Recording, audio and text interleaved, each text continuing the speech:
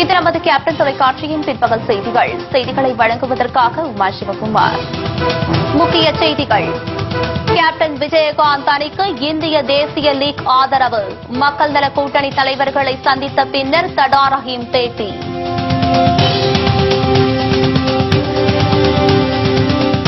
சேலத்தில் இன்று மாலை தேமுதிக தேர்தல் அறிக்கை விளக்க பொதுக்கூட்டம். திருமதி பிரேமலதா விஜயகாந்த் எழுச்சியுரையாற்றுகிறார்.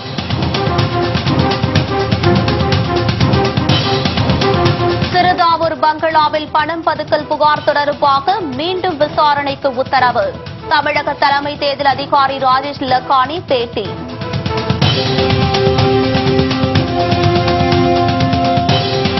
அசாம் மற்றும் மேற்கு வங்கத்தில் திங்கட்கிழமை முதல் கட்ட வாக்குப்பதிவு. இன்று மாலையுடன் ஓய்கிறது பிரச்சாரம்.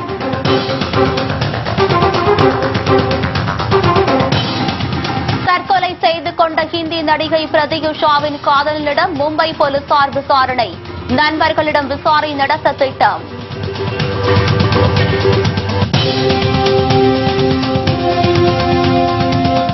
விரிவான செய்திகள். தேமுதிக மக்கள் நல கூட்டணிக்கு இந்திய தேசிய லீக் ஆதரவு தெரிவித்துள்ளது. திமுக மற்றும் அதிமுகவுக்கு எதிராக தேமுதிக மக்கள் நல கூட்டணி இணைந்து கேப்டன் விஜயகாந்த் என்ற புதிய அணி உருவாக்கப்பட்டுள்ளது. ஊழலற்ற களங்கம் இல்லாத இந்த கூட்டணிக்கு பல்வேறு தரப்பினரும் ஆதரவு தெரிவித்து வருகின்றனர். இதனால் இந்த கூட்டணிக்கு நாளுக்கு நாள் அமோக ஆதரவு பெருகி வருகிறது. இந்நிலையில் கேப்டன் விஜயகாந்த் அணிக்கு இந்திய தேசிய லீக் ஆதரவு தெரிவித்துள்ளது. மக்கள் நல கூட்டணி தலைவர்களை சந்தித்த பின்னர் செய்தியாளர்களிடம் பேசிய அந்த கட்சியின் மாநில தலைவர் தடா ரஹீம் இதனை உறுதிப்படுத்தியுள்ளார். முதல்வர் வேட்பாளராக கேப்டன் விஜயகாந்தை அறிவித்து மக்கள் நல கூட்டணி இன்று தமிழகம் முழுவதும் மிகப்பெரிய எழுச்சியுடன் காணப்படுகின்றது. இந்த கூட்டணியினுடைய ஒருங்கிணைப்பாளர் அண்ணன் வைகோ அவர்களையும், அண்ணன் திருமா அவர்களையும், அண்ணன் ஜி ராமகிருஷ்ணன் அவர்களையும், அண்ணன் முத்தரசு அவர்களையும் இப்பொழுது சந்தித்தோம். 19 ஆண்டுகளாக சிறையில் இருக்கக்கூடிய முஸ்லிம் சிறைவாசிகளுடைய விடுதலை என்ற இந்த ஒற்றை கோரிக்கையை நீங்கள் தேர்தல் அறிக்கையில் சேர்க்க வேண்டும் சொல்லியிருக்காங்க. அந்த அவருடைய விடுதலையை தேர்தல் அறிக்கையில் சேர்த்து இருக்கக்கூடிய மக்கள் நல கூட்டணிக்கு இந்திய தேசிய லீக் ஆதரவு தெரிவிப்பது என்பது வேற எந்த ஒரு எதிர்பார்ப்பும் இல்லை. இந்த சிறைவாசிகளுடைய விடுதலைக்காகவே. மதுரையில் நடந்த மாநாட்டை விட மாமண்டூரில் நடைபெறும் தேமுதிக மக்கள் நல கூட்டணி கட்சிகளின் மாநாடு சிறப்பாக நடைபெறும் என்று விடுதலை சிறுத்தை கட்சித் தலைவர் தொல் திருமாவளவன் தெரிவித்துள்ளார். மதுரையில் நடந்த மாநாட்டை விட மிக சிறப்பாக நடத்த வேண்டும் என்பது குறித்து விவாதித்திருக்கிறோம். தொகுதி பங்கீடு தொடர்பாக மீண்டும் நாங்கள் மாலை சந்திக்கிறோம். அதெல்லாம் ஒன்றும் கிடையாது. நாங்கள் தடா ரஹீம் வந்தாரு, எங்களுக்கு ஆதரவு தெரிவிச்சிருக்கிறார், அவ்வளவுதான். மற்றபடி வேற சேலத்தில் இன்று மாலை நடைபெறவுள்ள தேமுதிக தேர்தல் அறிக்கை விளக்க பொதுக்கூட்டத்தில் திருமதி பிரேமலதா விஜயகாந்த் கலந்து கொண்டு சிறப்புரையாற்ற உள்ளார். சட்டமன்ற தேர்தலையொட்டி தேமுதிக சார்பில் தேர்தல் அறிக்கை வெளியிடப்பட்டது. இந்த அறிக்கையில் இடம்பெற்றுள்ள மகத்தான திட்டங்கள் மக்களிடத்தில் எடுத்துக் கூறும் வகையில் அனைத்து மாநகராட்சிகளிலும் தேமுதிக தேர்தல் அறிக்கை விளக்க பொதுக்கூட்டம் நடந்து வருகிறது. இதில் திருமதி பிரேமலதா விஜயகாந்த் கலந்து கொண்டு அதிமுக, திமுக என 2 ஊழல்களை மக்கள் மத்தியில் தோலுரித்து காட்டி வருகிறார். இந்நிலையில் சேலத்தில் இன்று மாலை நடைபெறவுள்ள தேமுதிக தேர்தல் அறிக்கை விளக்க பொதுக்கூட்டத்தில் திருமதி பிரேமலதா விஜயகாந்த் கலந்து கொண்டு சிறப்புரையாற்றவுள்ளார். முன்னதாக திருப்பூரில் நடைபெற்ற தேமுதிக தேர்தல் அறிக்கை விளக்க பொதுக்கூட்டத்தில் பேசிய திருமதி பிரேமலதா விஜயகாந்த் திமுக காங்கிரஸ் கூட்டணி இமாலய ஊழல் செய்த கூட்டணி என்றும் சாடினார். மேலும் 50 ஆண்டு கட்சி என கூறப்படும் திமுக தேமுதிகவை பார்த்து அஞ்சுவது ஏன் என்று மு.க. ஸ்டாலினுக்கு கேள்வி எழுப்பினார். தேமுதிகல யாராவது எங்கேயாவது 1-2 அப்பாவிகள் மாட்டுவாங்களா? யாரையாவது வலை வீசி பிடிக்கலாமான்னு இன்னைக்கு சீப் பாலிடிக்ஸ் பண்ணிக்கிட்டு இருக்காரு மிஸ்டர் ஸ்டாலின். ஏன் அப்படி என்ன உங்களுக்கு மாவட்ட செயலாளருக்கு ஏதாவது பற்றாக்குறையா? இல்ல சட்டமன்ற உறுப்பினருக்கு ஏதாவது திமுக பற்றாக்குறையா? பணம் பதவிக்காக யாரும் இங்க கேப்டன் கிட்ட வரல அப்படிங்கிற உண்மையை இந்த நேரத்துல நான் ஸ்டாலின் கிட்ட பதிய வைக்கிறேன். ஏதோ ஒரு ஆசை வார்த்தை காமிச்சு மாய வலைய விரிச்சு ஏதாவது 1-2 அப்பாவிகளை எங்கேயாவது உங்க வலைக்குள்ள சிக்க வைக்கலாம்னு நினைச்சீங்கன்னா இதுல பெருசா ஏமாற போறது யார்? ஸ்டாலினும் திமுகவும் தான் என்பதை கடுமையாக இந்த நேரத்தில் பதிய வைக்கிறேன். ஏன்றதை புரிஞ்சுக்கங்க. இப்படிதான் போன தேர்தல்ல ஒரு காமெடியனை வச்சு இன்னைக்கு டிவி ஃபுல்லா ஒரு காமெடியனை வச்சு பேச வச்சு என்னாச்சு? டிவியோட டிஆர்பி தான் ஏறுச்சு. அன்னைக்கு திமுக மண்ணை கவுச்சு. அன்னைக்கு கேப்டனை எதிர்த்தவங்க இதுவரைக்கும் தமிழ்நாடு சரித்திரத்தில் வெற்றி பெற்றதாக உதாரணமே இல்லை என்பதற்கு சான்று. அது கொடநாடு நாயகியா இருந்தாலும் சரி, அது காமெடியானா இருந்தாலும் சரி, கேப்டனை எதிர்த்தவர்கள் வென்றதாக சரித்திரம் இல்லை. ஜெயலலிதா என்ன சொன்னாங்க சட்டசபையில்? இனிமே பாருங்க யாருக்கு ஏறுமுகம் யாருக்கு இறங்கு முகம்னு சொன்னாங்க. சொன்ன அதே வேகத்துல போய் பரப்பன அக்ரஹாரா ஜெயில போய் சிறையில இருந்தது யார்? ஜெயலலிதா தான். அதனால ஸ்டாலின் அவர்களே, நான் வேணா ஓபன் சேலஞ்ச் உங்களுக்கு கொடுக்கிறேன். 50 வருஷ கட்சி, 5 வாட்சி ஆட்சியில் இருந்த கட்சி தானே நீங்க. எதுக்கு தேமுதிகவை பார்த்து நீங்க பயப்படுகிறீர்கள் என்ற கேள்வியை ஸ்டாலினை பார்த்து இந்த நேரத்தில் நான் கேட்டுக்கிறேன். தேர்தல் ஏற்பாடுகள் குறித்து ஆய்வு செய்வதற்காக தலைமை தேர்தல் ஆணையர் நசீம் ஜைதி வரும் 6ஆம் தேதி தமிழகம் வருகிறார். சென்னையில் செய்தியாளர்களிடம் பேசிய தமிழக தலைமை தேர்தல் அதிகாரி ராஜேஷ் லக்கானி இதனை கூறியுள்ளார். 8ஆம் தேதி காவல்துறை உயர் அதிகாரிகளுடன் பாதுகாப்பு ஏற்பாடுகள் குறித்து நசீம் ஜைதி ஆலோசனை நடத்தவுள்ளதாக கூறினார். மேலும் ஜெயலலிதாவின் சிறுதாவூர் பங்களாவில் பணம் பதுக்கப்பட்டுள்ளதாக வந்த புகார் குறித்து மீண்டும் விசாரணை நடத்த உத்தரவிட்டுள்ளதாகவும் ராஜேஷ் லக்கானி தெரிவித்தார். முன்னதாக பிரபல ராப் பாடகர் பென்னி டயாலின் குரலில் பதிவாகியுள்ள தேர்தல் விழிப்புணர்வு பிரச்சார பாடலை அவர் வெளியிட்டார். அசாம் மற்றும் மேற்கு வங்கத்தில் முதல்கட்ட தேர்தலையொட்டி இன்று மாலையுடன் தேர்தல் பிரச்சாரம் ஓய்கிறது. 294 தொகுதிகளை கொண்ட மேற்கு வங்கத்தில் 18 தொகுதிகளில் வரும் 4ஆம் தேதி முதல்கட்ட சட்டப்பேரவை தேர்தல் நடைபெறுகிறது. இதில் அனைத்து தொகுதிகளிலும் ஆளும் திரிணாமுல் காங்கிரஸ் பாஜக சார்பில் வேட்பாளர்கள் நிறுத்தப்பட்டுள்ளனர். இடதுசாரி காங்கிரஸ் கூட்டணியில் இடதுசாரி கட்சிகள் 13 தொகுதிகளிலும் காங்கிரஸ் 5 தொகுதியிலும் போட்டியிடுகின்றன. இதேபோல் 126 சட்டப்பேரவை தொகுதிகளை கொண்ட அசாமில் முதல்கட்ட தேர்தலில் 65 தொகுதிகளில் வாக்குப்பதிவு நடைபெறுகிறது. ஆளும் காங்கிரஸ் மற்றும் பாஜக கூட்டணி அனைத்து தொகுதிகளிலும் போட்டியிடுகிறது. இதனிடையே இந்த இரு மாநிலங்களிலும் முதல்கட்ட வாக்குப்பதிவையொட்டி இன்று மாலையுடன் பிரச்சாரம் ஓய்கிறது. இதையொட்டி அனைத்து கட்சியினரும் தீவிர வாக்கு சேகரிப்பில் ஈடுபட்டு வருகின்றனர். அதிமுக அரசின் அறிவிக்கப்படாத மின்வெட்டை கண்டித்து அருப்புக்கோட்டையில் நள்ளிரவில் கிராம மக்கள் சாலை மறியலில் ஈடுபட்டனர். தமிழகம் முழுவதும் மின்வெட்டு மீண்டும் தலை தூக்கியுள்ளது. சென்னை உள்பட மாநிலம் முழுவதும் திடீரென்று அறிவிக்கப்படாத மின்வெட்டு அமல்படுத்தப்பட்டு வருவதால் மக்கள் கடுமையாக பாதிக்கப்பட்டுள்ளனர். சென்னையில் நள்ளிரவு நேரத்தில் 2 மணி நேரம் அறிவிக்கப்படாத மின்வெட்டு அமல்படுத்தப்படுவதால் இரவில் தூக்கமின்றி மக்கள் தவித்து வருகின்றனர். இதேபோல் அருப்புக்கோட்டை, காரியப்பட்டி மற்றும் அதன் சுற்றுவட்டார கிராமங்களில் மின்சாரம் எப்போது வரும் என்று தெரியாத நிலை நீடிக்கிறது. கடந்த 1 வாரமாக மின்வெட்டு அமலில் உள்ளது குறித்து புகார் தெரிவித்தும் நடவடிக்கை எடுக்காத மின் வாரியத்தையும் அதிமுக அரசையும் கண்டித்து காரியாப்பட்டி கிராம மக்கள் நள்ளிரவில் சாலை மறியலில் ஈடுபட்டனர். இதனையடுத்து அங்கு வந்த போலீசாரிடம் அவர்கள் வாக்குவாதத்தில் ஈடுபட்டதால் பெரும் பரபரப்பு ஏற்பட்டது.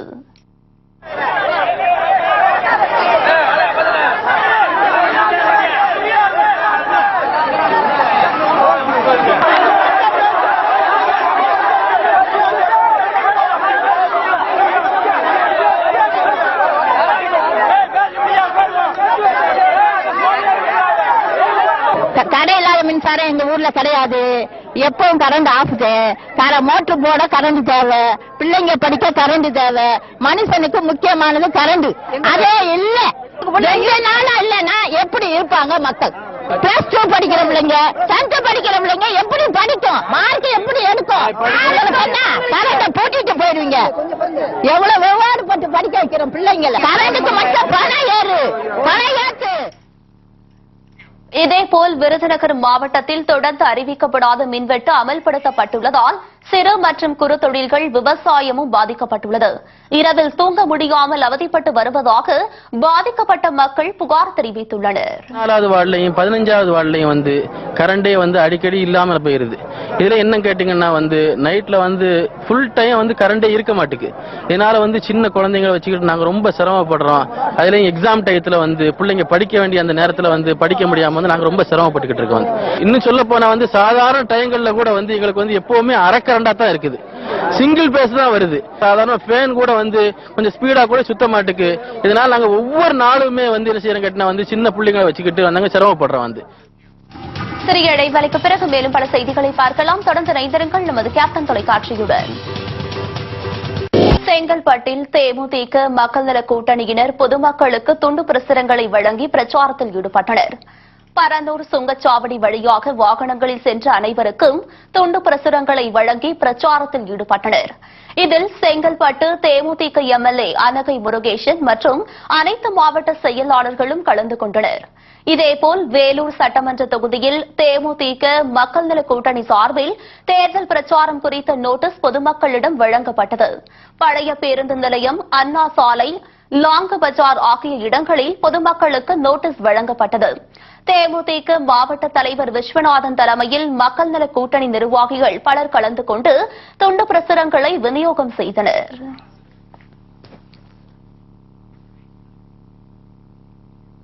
நடிகர் கார்த்தி நடித்த தோழா படத்தின் வெற்றி கூட்டம் சென்னையில் நடைபெற்றது.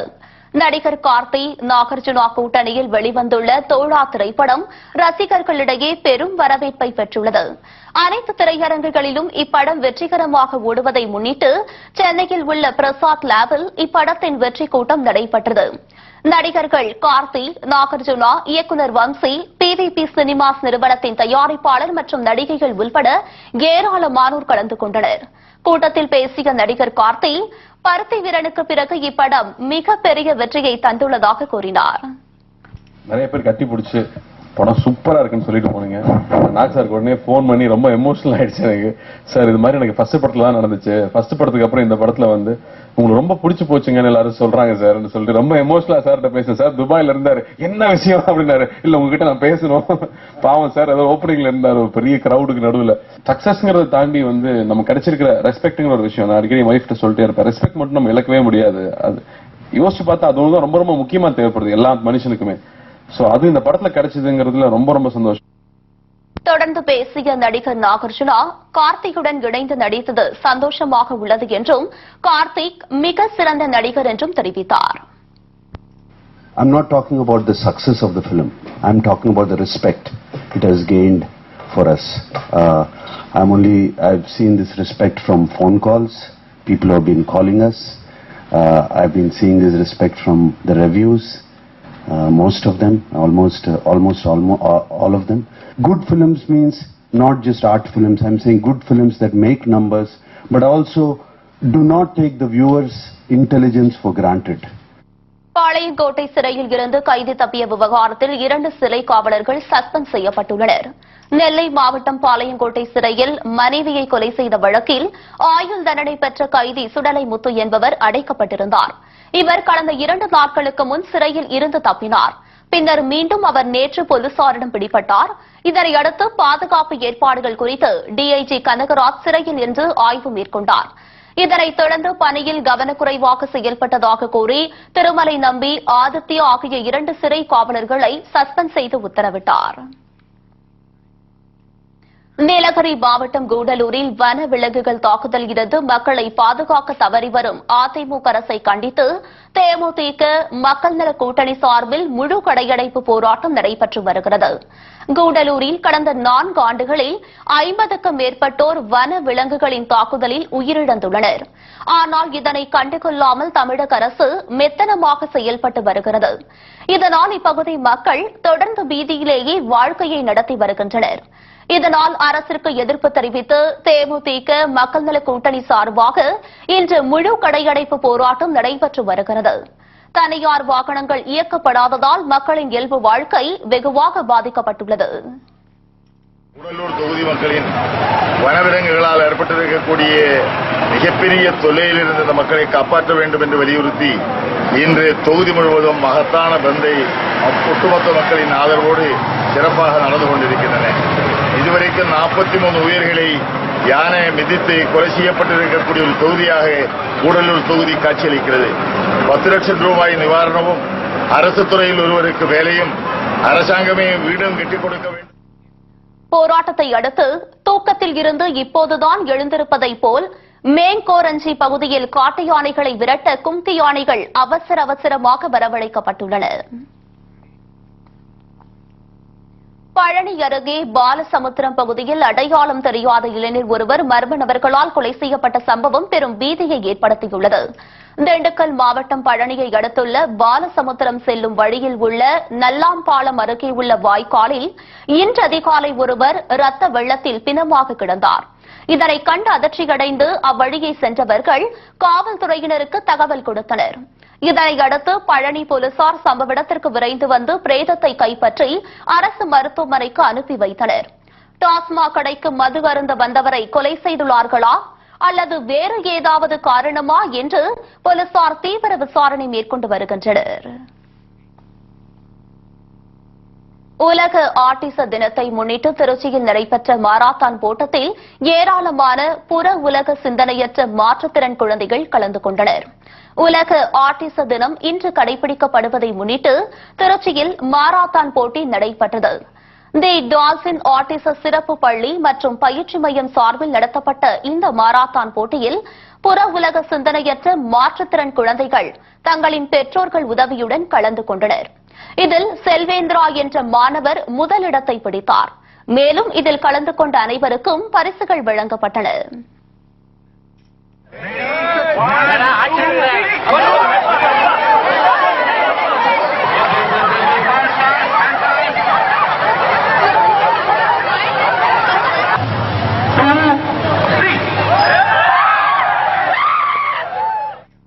உலக ஆட்டிச தினத்தை முன்னிட்டு திருச்சி பிளாசம் சிறப்பு பள்ளியில் குழந்தைகள் கலந்து கொண்ட மேற்கத்திய நடன நிகழ்ச்சி நடைபெற்றன. அப்போது குழந்தைகளை ஊக்குவிக்கும் வகையில் அன்னையர்களும் நடனம் ஆடியது பார்வையாளர்களை வெகுவாக கவர்ந்தது.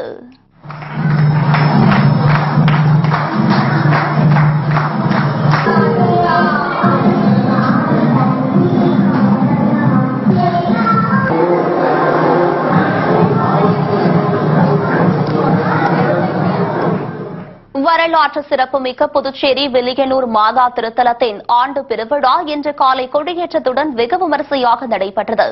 பிரான்ஸ் நாட்டின் லூர்து நகருக்கு அடுத்து உலகிலேயே லூர்து மாதாவிற்காக கட்டப்பட்ட 2வது ஆலயம் புதுச்சேரி வில்லியனூர் மாதா ஆலயம்.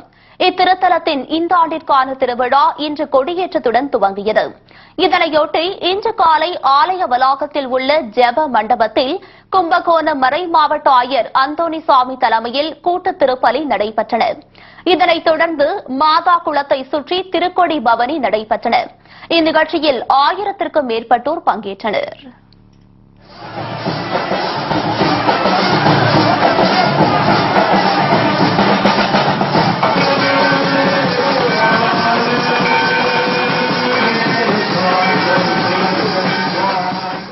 தருமபுரி மாவட்டம் பெண்ணகரத்தில் தேமுதிக மக்கள் நல கூட்டணி செயல் வீரர்கள் கூட்டம் நடைபெற்றன.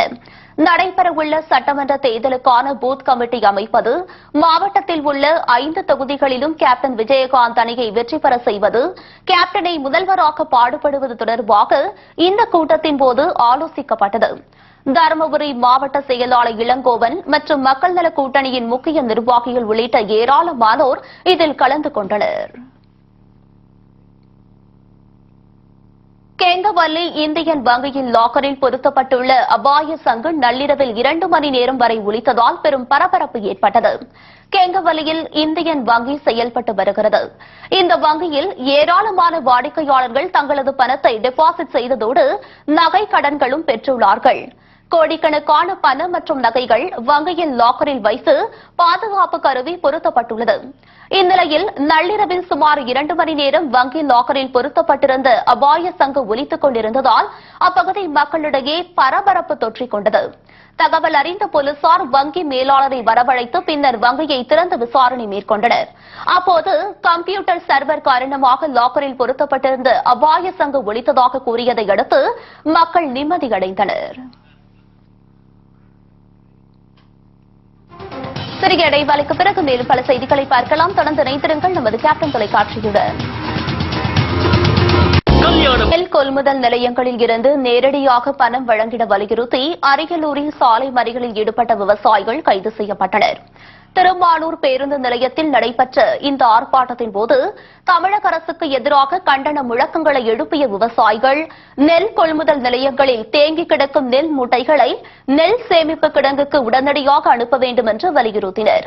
மேலும் நெல் கொள்முதல் நிலையங்கள் வங்கிகளில் பணம் செலுத்தாமல் நேரடியாக தங்களிடம் வழங்க வேண்டும் என்றும் அப்போது விவசாயிகள் கோரிக்கை விடுத்தனர். அரியலூர் மாவட்டத்தில் 28 நெல் கொள்முதல் நிலையங்கள் இருக்கிறது. 28லும் இதுவரையில் 28,000 மெட்ரிக் டன் தான் பிடிக்கப்பட்டுள்ளது. பாக்கி விவசாயிகள் ஒவ்வொரு நெல் கொள்முதல் நிலையத்திலும் 10,000 மெட்ரிக் டன்னுக்கு மேல் அடுக்கி வைக்கப்பட்டு கடந்த ஒரு மாதமாக நெல் மூட்டையின் மேலையும் நெல்லை கொட்டி அதன் மேலையும் படுதா போட்டு படுத்திருக்கிறார்கள். அந்த நெல்லை உடனடியாக பிடிக்க வேண்டும். அனுமதி பெறாமல் விவசாயிகள் மறியலில் ஈடுபட்டதால் அனைவரையும் காவல்துறையினர் கைது செய்தனர். திருநெல்வேலியில் பிரதான சாலையில் போக்குவரத்து காவலர்கள் வைத்துள்ள தடுப்பு வேலியினை அகற்ற வேண்டும் என்று கோரிக்கை எழுந்துள்ளது. திருநெல்வேலி டவுன் பிரதான சாலையான சொக்கப்பனை 4 சந்திப்பு சாலையின் முக்கிய வீதியான சத்தியமூர்த்தி தெருவில் இரும்பு தடுப்பு வேலியினை போக்குவரத்து காவலர்கள் அமைத்துள்ளனர். இதனால் பள்ளி மற்றும் கல்லூரிகளுக்கு செல்லும் மாணவ மாணவிகள் வெகுவாக பாதிக்கப்பட்டுள்ளனர். தெப்பக்குளம் பிள்ளையார் கோவிலுக்கு செல்லும் பாதையும் மூடப்பட்டுள்ளதால் சுமார் 1 கிலோமீட்டர் தூரம் சுற்றி டவுனுக்கு செல்ல வேண்டியுள்ளது. இதனால் அந்த இரும்பு வேலைகளை அகற்ற வேண்டும் என்பது இப்பகுதி வாசிகளின் கோரிக்கையாக உள்ளது. இது தொடர்பாக மாநகர காவல்துறை ஆணையரிடம் அவர்கள் புகார் மனு அளித்துள்ளனர். திருநெல்வேலி டவுன் மத்திய பகுதியில் அந்த சொக்கப்பானமுக்குன்னு சொல்ற இடத்துல சத்தியமூர்த்தி தெருக்கும் சொக்கப்பானமுக்கும் இடையில ஒரு இரும்பு தடுப்பு வேலி அமைச்சு போக்குவரத்து மறிச்சிருக்காங்க. அதனால கல்லூரிக்கு செல்லக்கூடிய குழந்தைகளோ பள்ளிக்கு செல்லக்கூடிய குழந்தைகளுக்கு ரொம்ப கஷ்டமா இருக்கு. அதனால அந்த பகுதி மக்கள் பூரா ஒரு மன உளைச்சலுக்கு ஆளாயிட்டாங்க. இந்த ரோடு எல்லாமே ரொம்ப சிரமத்துக்கு ஆளா இருக்காங்க. அதனால சீக்கிரத்துல இந்த இரும்பு தடுப்பு வேலிகளை அகற்றி பொதுமக்கள் பயன்படும் மாதிரி செய்ய வேண்டும். இதனிடையே போக்குவரத்து விதிமுறைகளுக்கு எதிராக செயல்பட்டு வரும் தனியார் பேருந்துகளை ஒழுங்குபடுத்த கோரி 12 அமைப்புகள் சார்பாக புகார் அளிக்கப்பட்டுள்ளது. திண்டுக்கல் மாவட்டம் மேற்கு தொடர்ச்சி மலைப்பகுதியில் பல கோடி ரூபாய் மதிப்புள்ள மரங்களை அதிமுக பிரமுகர் ஒருவர் வெட்டி கடத்தி வருவதாக அப்பகுதி மக்கள் புகார் தெரிவித்தனர். சித்தரேவு பகுதிக்கு உட்பட்ட மேற்கு தொடர்ச்சி மலைப்பகுதியில் உள்ள விலை உயர்ந்த மரங்களை அதிமுகவை சேர்ந்த பெரும்பாறை ஊராட்சி தலைவர் பொதுமக்களை மிரட்டி கடத்தி வருவதாக தெரிகிறது. அமைச்சர் விஸ்வநாதனின் பினாமி என்று கூறி மரங்களை அவர் கடத்தி வருவதாகவும் இதற்கு வனத்துறையினரும் உதவியாக இருப்பதாக அப்பகுதி மக்கள் குற்றம் சாட்டியுள்ளனர். மேற்கு தொடர்ச்சி மலை ஒட்டில பகுதியில் பாத்தீங்கன்னா மரங்கள்லாம் அரசு அதிகாரிகளோட சேர்ந்து எல்லா பேரும் வெட்டி இதை கடத்திட்டு இருக்கிறாங்க. மக்கள் யாரும் அரசு இதில் கண்டுக்கிறது இல்லை. பாத்தீங்கன்னா இன்னைக்கு வனவிலங்குகளை ஊருக்குள்ள வர ஆரம்பிச்சிருச்சு. தண்ணிகள் இல்ல. சித்திரவு கிராமத்துல பாத்தீங்கன்னா இந்த ஏரியாவில் தண்ணி ரொம்ப கடுமையான குடிதண்ணி கூட இல்லாம பிரச்சனைக்கு ஆளாகிட்டு இருக்கு. நீ பாத்தீங்கன்னா நம்ம வனத்துறை அதிகாரம் கண்டுவதில் அரசு அதிகாரிகளோட சேர்ந்து ஆளுங்கட்சியோட அராஜகத்தை பயன்படுத்தி மரங்களை வெட்டி இறக்கிட்டு இருக்கிறாங்க. கேட்டீங்கன்னா நீங்க யார் வேணாலும் போய் பாருங்க, என்ன வேணாலும் செய்யுங்கன்னு சொல்றாங்க. இயற்கை வளங்களை அழித்து வரும் அதிமுக பிரமுகர் மற்றும் அதிகாரிகள் மீது உரிய நடவடிக்கை எடுத்து மரக்கடத்தலை தடுக்க வேண்டும் என்று அரசுக்கு அப்பகுதி மக்கள் கோரிக்கை வைத்துள்ளனர். தஞ்சையில் அதிமுக கவுன்சிலர் ஆதரவாளர்கள் இஸ்லாமியர் வீட்டிற்குள் புகுந்து பெண்களை தாக்கியதுடன் வீட்டில் இருந்த பொருட்களையும் சூறையாடி கொலை மிரட்டல் விடுத்து சென்ற சம்பவத்தால் அப்பகுதியில் பரபரப்பு ஏற்பட்டுள்ளது.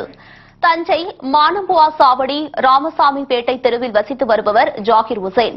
இவருக்கும் 28வது வார்டு கவுன்சிலர் காயத்ரி ஆதரவாளர் உத்தமன் என்பவருக்கும் இடையே இடத்தகராறு இருந்து வந்துள்ளது. இந்நிலையில் பயங்கர ஆயுதத்துடன் வந்த உத்தமன் உள்பட 20 பேர் கொண்ட கும்பல் ஜாகிர் உசேன் வீட்டிற்குள் புகுந்து அவரது மனைவி மற்றும் மகள் இருவரையும் தாக்கிவிட்டு வீட்டை இடித்து அனைத்து பொருட்களையும் சூறையாடி சென்றுள்ளனர். மேலும் வீட்டை காலி செய்யாவிட்டால் கொலை செய்து விடுவதாக மிரட்டல் விடுத்து சென்றதாகவும் கூறப்படுகிறது. வருஷமா நாங்க இங்க குடியிருக்கோம். இங்க வந்து இன்னைக்கு தகராறு பண்ணி வீட்டெல்லாம் உடைச்சு போட்டு நகை பணம்லாம் எடுத்துட்டு போயிட்டாங்க சார். அவங்க இடம்னு சொல்லிட்டு பிரச்சனை பண்றாங்க சார். அவங்க போலியா என்னமோ ரெடி பண்ணி வச்சுக்கிட்டு அவங்க இடம்னு சொல்லி தகராறு பண்ணி வீட்டை கூரையெல்லாம் இடிச்சு போட்டுருக்காங்க சார். சர்தார் கான் ஆள் அனுப்பி உத்தமங்கிறவன் தான் சார் வந்திருக்காரு. அவங்க கூட ஒரு 50 பேர் வந்தாங்க சார். அந்த உத்தமன் அடையாளம் தெரியும் சார். எங்களை வந்து நீ ஒழுங்கு மரியாதையா பேசு வை, இல்லைன்னா உன்னை ஏதாவது பண்ணி விடுவோம், ஒழுங்கு மரியாதை ஓடி போயிடும் அப்படின்னு என் பிள்ளைய அடிக்க வந்தான். என்னையும் அடிச்சிட்டான் சார். கல்ல எடுத்து காலில் போட்டு அடிச்சு. இது குறித்து புகார் அளித்தும் தேர்தல் நேரம் என புகாரை பெற மறுத்த காவல்துறையினர் அதிமுக கவுன்சிலருக்கு ஆதரவாக செயல்பட்டு வருவதாக பாதிக்கப்பட்டவர்கள் குற்றம் சாட்டுகின்றனர். தனிநபர் பிரச்சினை மத கலவரமாக மாறுவதற்குள் காவல்துறை நடவடிக்கை எடுக்க வேண்டும் என்று அவர்கள் கோரிக்கை வைத்துள்ளனர்.